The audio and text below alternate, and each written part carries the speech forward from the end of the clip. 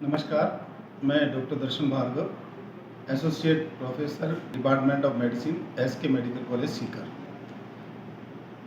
जैसा कि हमारी राज्य सरकार की मंशा है कि निरोगी राजस्थान की इस प्रक्रिया के तहत मैं आम नागरिकों से ये निवेदन करना चाहता हूँ कि जैसा हमारा मोटो है कि हमारा लीवर कैसे हेल्दी रहे। हमारे लीवर को हेल्दी रखने के लिए हमें कुछ टिप्स हैं वो अपनाने चाहिए ताकि हमारा लीवर स्वस्थ रहे और हम जीवन में स्वस्थ रहें। सबसे पहले मैं कहना चाहता हूँ कि हमारे लीवर को जो बिगाड़ने वाली चीज़ें होती हैं उनमें है हमारी हैंड हाइजीन। हमें अपने हाथों को हमेशा साफ रखना चाहिए, खाना खाने से पहले हाथों की सफाई करनी चाहिए। दूसरा, हम अल्कोहल या स्मोकिंग का इस्तेमाल नहीं करें। तीसरा, हम इन्फेक्शन से बचें।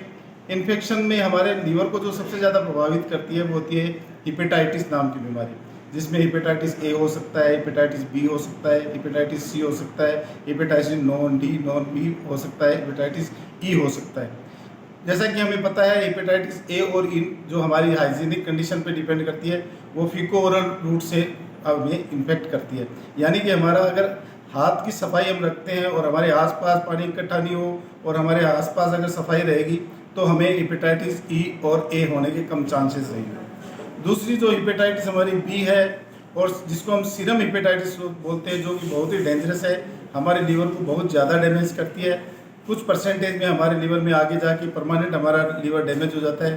कुछ हिपेटाइटिस में हमारे लीवर में क्रॉनिक डिजीज हो जाती है जो कि लंबे समय तक चलती रहती है।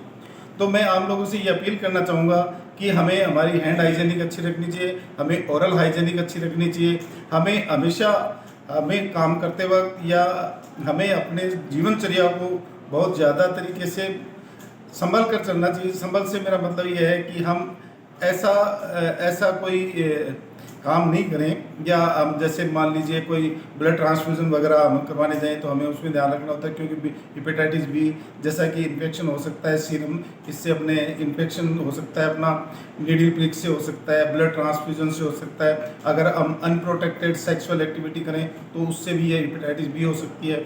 तो आम नागरिकों से मेरी अपील यही है कि नशा मुक्त जीवन व्यतीत करें और अपनी हाइजीन कंडीशन को अच्छे से मेंटेन करें, और किसी भी तरीके का इन्फेक्शन है तो तुरंत आप अपने डॉक्टर को दिखाएं ताकि आपका ट्रीटमेंट हो सके और आपका इन्फेक्शन ट्रीट हो सके।